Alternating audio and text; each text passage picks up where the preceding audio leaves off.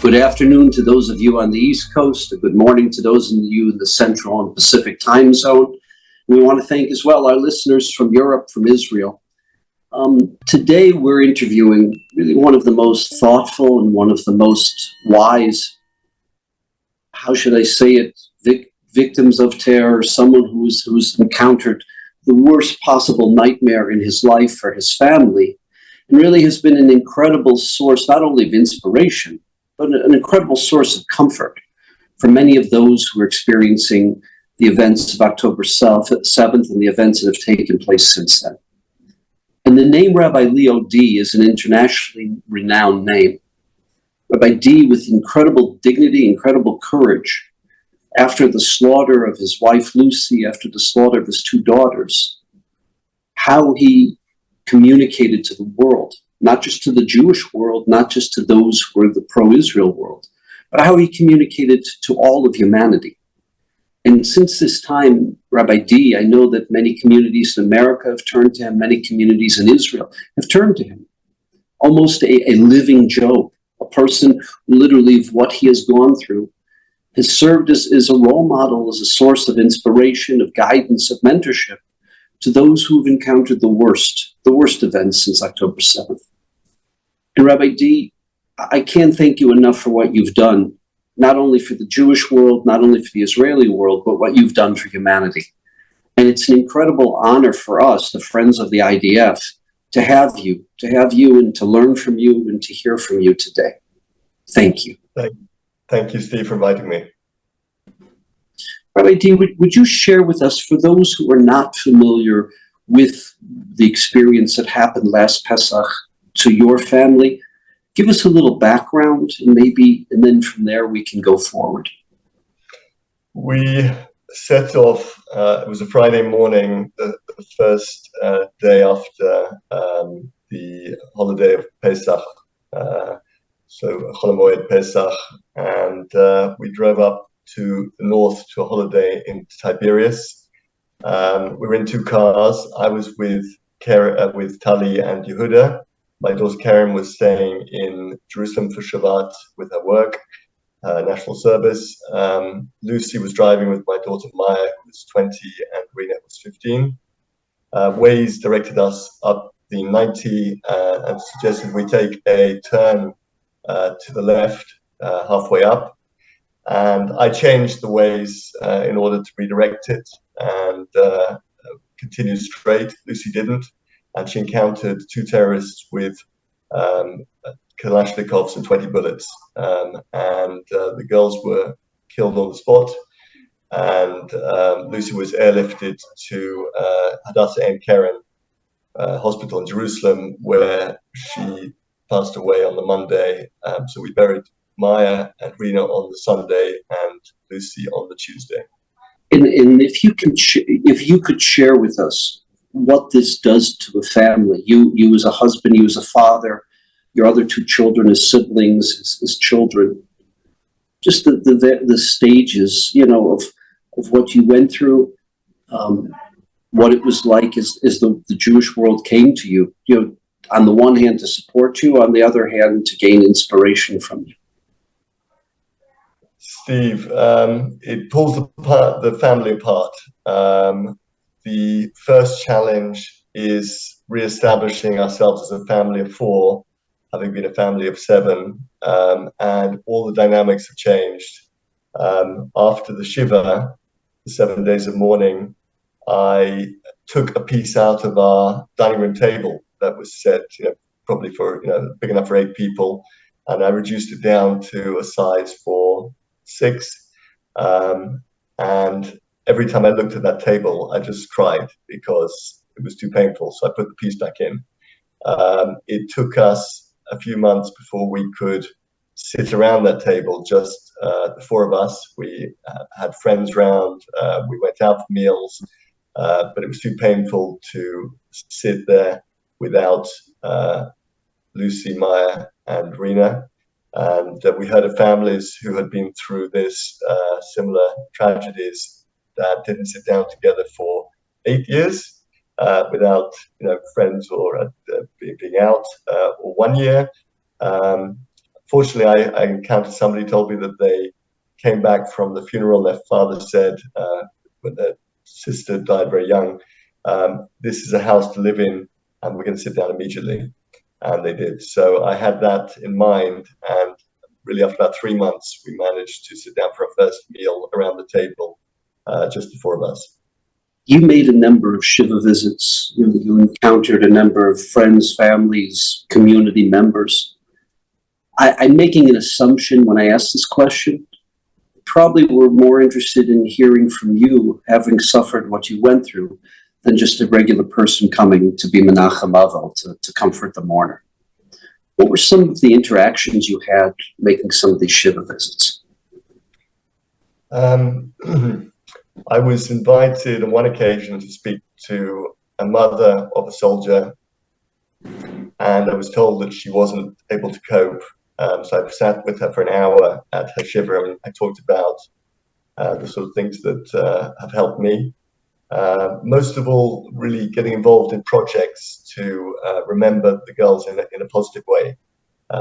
Probably not a conversation to have at a shiva, to be honest, but that's what took place. And I had the honor, a friend of a father of a fallen soldier called me up and told me that his friend hadn't left the house for 4 months since October the 7th. And he said, could I meet with him and maybe try and talk to him? So I said, yes. They lived in Tel Aviv. I said, well, I'll meet you in Modi'in. So he brought his friend out the house for the first time, and they met with me in a cafe in Modi'in. And really, I just talked to him about my experience of going through the grief, and how to try and channel that energy into something positive, because it's very easy to sit and mourn forever, but that doesn't really, it doesn't help me, and it doesn't help anyone. And so very quickly I worked out that my job as a mourner is to try and find ways that I can remember Lucy, Maya, and Rena and actually smile and not cry. So that was really my challenge. One of the programs that were engaged in funding, actually we administered it because the Ministry of Defense asked us to take younger siblings and to take orphans, different ages. Some of them were 12 and 13. They're brought to American summer camps and they spend a weekend in a community. Others are high school age. They're going on special trips, like almost like a NCSY or a USY on wheels, 2 of them across the East Coast, 1 across the West Coast. And the advisors for these young, in the case of many of them orphans, in the case of many of them younger siblings who've lost an older sibling, all fit into that category. The advisors themselves had also either lost a father or mother at war or lost an older sibling. And one of the comments that the casualty officers from the Ministry of Defense shared with us, from the Army shared with us, is that these young men and young women, they almost can't speak with their parents because they see the pain on their parents' face and they don't want to cause more pain. At school, no one really understands what they're going through. And specifically, the reason they set up these programs is because at least they're with people who have walked in the Indian's moccasin, who have, so to speak, experienced the same thing they've experienced. It's almost like something that you and I throughout our lives have seen. Look at survivors. When they sit with other survivors, there's a different language they speak. Sometimes it's a language of silence, sometimes it's a language of communication, but they understand each other. They understand where others have been, whereas no one else has been there. No one else can really appreciate that. So I would just assume, whether it is your children, whether it's yourself, there's a certain language or there's a certain authority that you have when all of these people are going through, whether it's the loss of a child, the loss of a brother, the loss of a son. When they speak to you, they almost are much more open to hearing you, to being with you, than they would someone like myself, an outsider.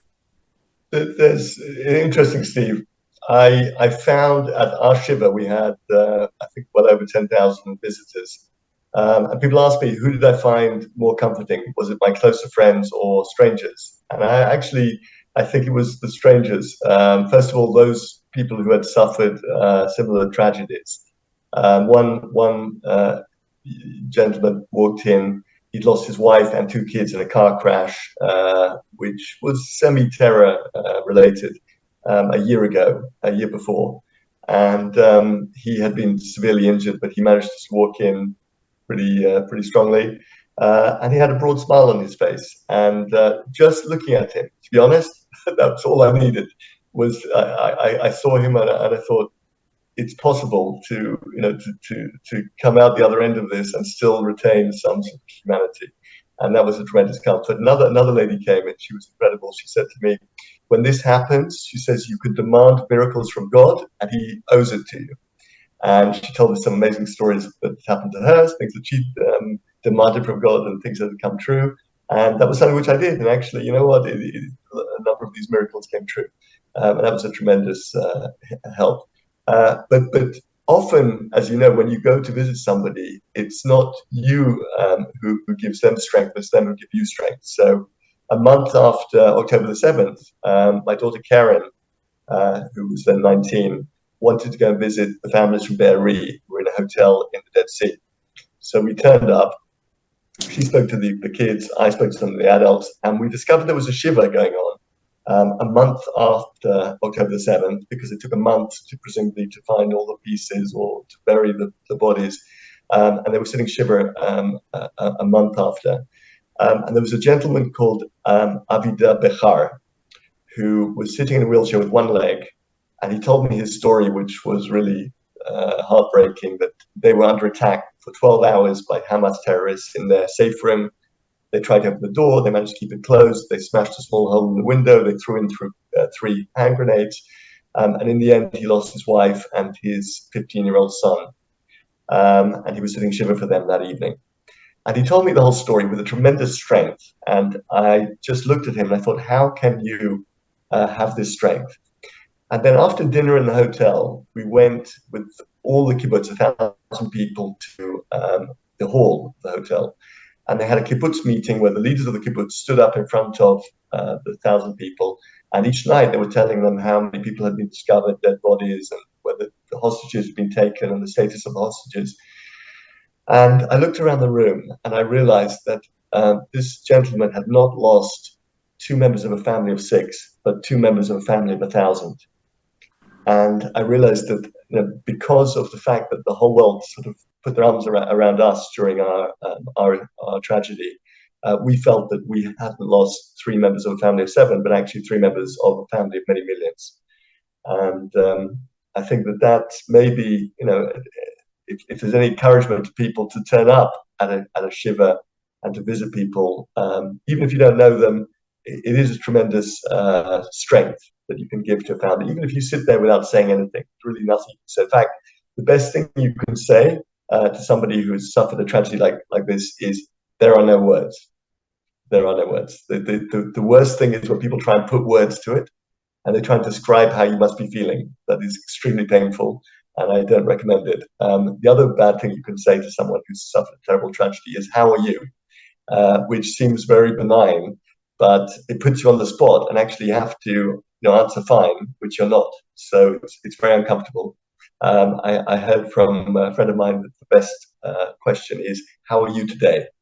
And then that gives the person the opportunity to say, I'm fine, with the understanding that it may not be true tomorrow.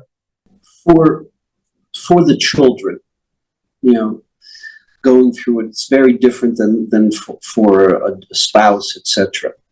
And again, I would ask you, from some of the shiva visits you've made, some of the people you've encountered, as well as from some of your own children, what is it that they deal with that's unique to that may not be what a spouse is going through?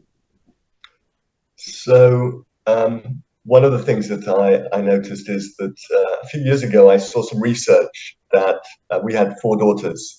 And 4 daughters was the optimum combination, apparently, in a family of girls. That meant that they were most likely to get on well. And in fact, my girls got on extremely well. All of them, were best of friends, really. They were constantly in and out of each other's bedrooms. And on holidays, they would be sharing. And it was tremendous. The worst combination, according to this research, was 2 girls. So my daughters, Tally and Karen, have gone from the ideal scenario of 4 sisters to 2, which is the most difficult. And so just the change in the family structure, that is probably the greatest challenge. How to reestablish a relationship between 2 sisters when they've been used to having 4. And that's work in progress. If I could take you in a different area, when you spoke in Teaneck at Keter Torah to close to 900 people, you shared, apparently you'd been interviewed by, I think it was CNN or a couple of other international news media. And some of the things some of the questions in the interview were very, let's just say, inappropriate and wrong. Can you share with us some of those encounters? So CNN called me during the Shiva, the 7 days of mourning, and they asked me the questions about what happened, and I talked about the attack. At the end of about 7 minutes, Christine McFarlane cuts me off, and then she announces to the camera, "Thank you, Rabbi D. We will now be turning after the break to a Palestinian who's in exactly the same situation as Rabbi D, but from the other side." Which, of course, was absolutely not true, because there's been no terror attack by any Jew on Arabs for 30 years, and nothing like this at all. So, of course, that was extremely painful. And then, of course, Christine Amnapur, a couple of weeks later, was interviewing the president of the Palestinian Authority, and she talked about the shootout with the D-girls, implying that they were shooting back, that this was a sort of fair fight between Palestinians and Israelis.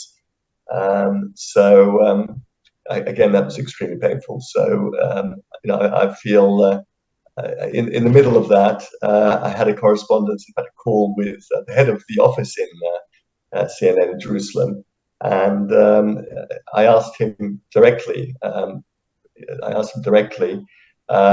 So would you say that my pain in your eyes is equivalent to that of the mother of the terrorists? And he said, "Rabbi D, we'll have to agree to disagree." And I think that really sums up, some of these news programs, that they have this idea of moral equivalence between terrorists and Israelis and victims, and they have no ability to differentiate between the two. So we see this in the current coverage of the war. Terrific. If you could share some last thoughts with our listeners in terms of, they're going to have a chance over time, whether when they go to Israel, whether when we bring families here, they're going to have a chance to meet, to encounter families that have suffered the worst of losses. Any recommendations in terms of how they should conduct themselves, what they should say, etc.? I think that I prefer personally people just being themselves. So I think that there's no way of anticipating how someone's going to react. People will react different ways. But I can tell you that there was a group of English rabbis who came to Israel about 2 months ago.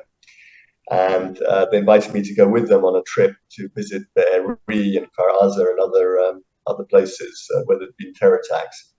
And I was a bit reticent about it, because I felt that it felt a little bit like terror tourism, and I didn't want it to be a voyeur.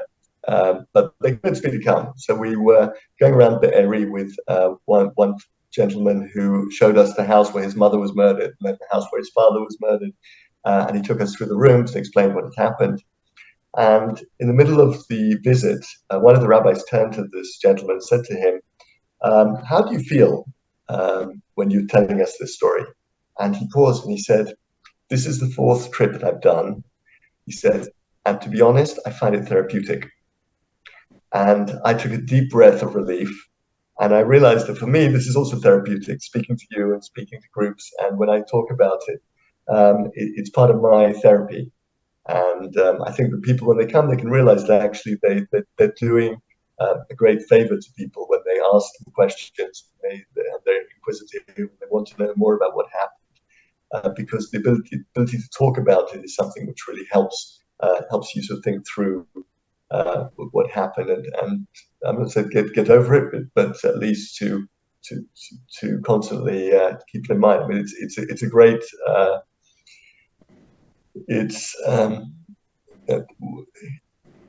it's a great comfort to be able to talk about it and not cry.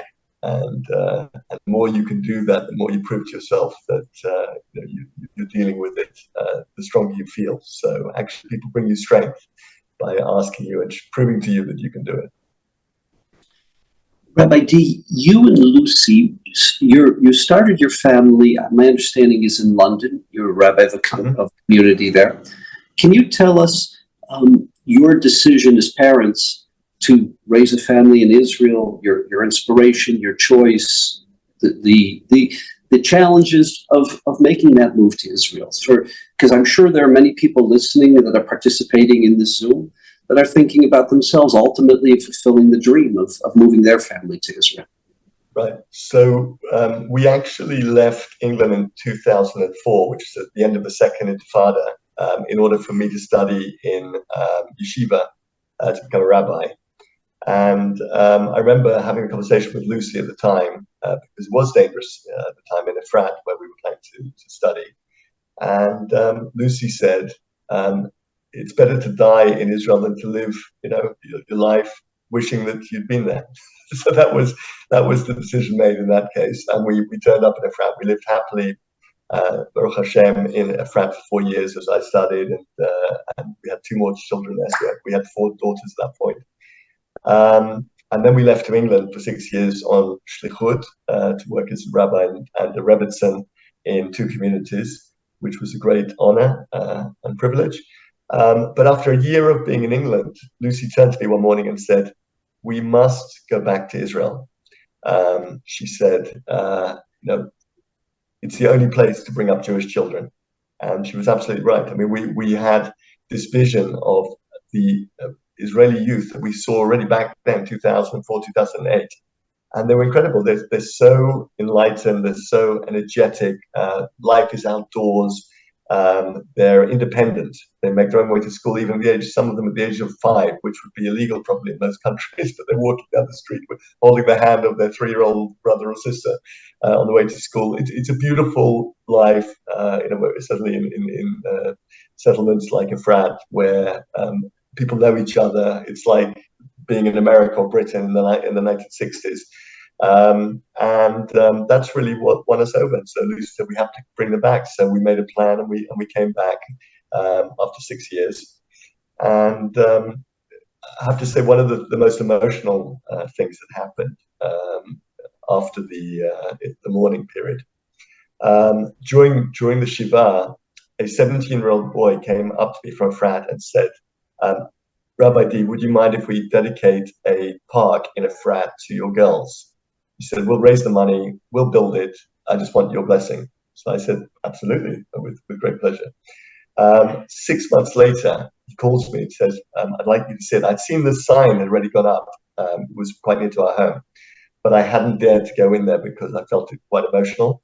And he took me to the path, down this path, and there were a few others, now 18-year-old boys, 17, 18-year-old boys, building a pergola, and they literally were holding iPhones in their hands, learning how to use the drill, doing an incredible job. And they built this thing from scratch. They got the town council to build a path through the mountain. They put in pipes for watering. They put in electricity for lights. They put in the signs. They put in furniture. They planted plants. I mean, what they didn't do was absolutely incredible. This was like about 20 of them who just volunteered. It took them 6 months of all their free time. And I cried because this was exactly the reason that Lucy had brought us back to Efrat, that our kids could be, influenced by these kids. And thank God, my kids have been influenced by those kids. And I've got, one daughter now one daughter who's in national service, 2 years looking after kids from disadvantaged families. I've got a second daughter who's going into the Air Force in July. And my son is, already working out so that he could get a good job in the army in a couple of years' time. For those who are not aware, Efrat is a beautiful suburb of Jerusalem. It's just south in the Judean hills. In Rabbi D, is this correct that there are 6 parts to Efrat? There are 6 different communities, or 7, Yes. something like that? Yes. Yeah. Many Americans, Brits, South Africans who've made Aliyah have chosen to move to Efrat because it's really it's 31 flavors in terms of the community. Fascinating group, a fascinating mix of Jews from all different backgrounds. And many of them have a very short commute to Jerusalem because it's one of the suburbs there. Beautiful community. And obviously the D family has shaped and made that community what it is. We've been shaped by the community as well. It takes a community to raise children. I think that's really what we saw in Efrat, was it is the place to raise children. And thank God there are many beautiful settlements and towns and even cities in Israel where there are also beautiful places to bring up a family. And if we look at our soldiers today who are fighting bravely on the fronts, as somebody pointed out, the TikTok generation is fighting like lions. Who would believe that these kids would put their phones down and would fight? But they're actually braver than any generation previously. And I think the whole world is looking at them today and saying, we wish that our kids could be like this. And of course, it's possible, but they have to make certain changes in their countries, make a little bit more like Israel, and they can do it too. But really, I think our youth are a light unto the nations. Rabbi D, on behalf of us, the Friends of the IDF, on behalf of our supporters, we want to thank you. We want to thank you for sharing with us. It's a part of life and it's a part of the reality in Israel that no one should have to go through, but the reality is many do have to go through. And we also want to thank you for being so dignified and being a role model to Jews, to Christians across the world. And thank you for your strength, for your inspiration, for your mentorship under these very challenging times. And it's just very proud for us at FIDF to know that we have you, we have your children to look up to as role models. And God bless you, God bless your family, and God bless the people of Israel. Thank you. God bless IDF, and thank you for all the tremendous work that you continue to do. Thank you. Thank you.